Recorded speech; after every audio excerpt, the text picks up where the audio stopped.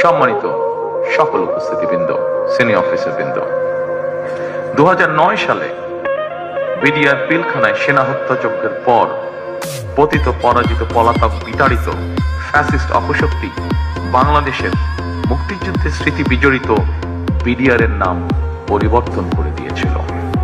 এমনকি তাদের ইউনিফর্ম পর্যন্ত পরিবর্তন করে ফেলা হয়েছে। আমি আপনাদের সামনে আমার একটি ব্যক্তিগত অনুভূতি শেয়ার করতে চাই। জনগণের রায় বিএনপি রাষ্ট্র পরিচালনার দায়িত্ব পেলে মুক্তিযুদ্ধের স্মৃতি বিজড়িত বিডিআর এর নাম পুনর্বহাল করতে চাই।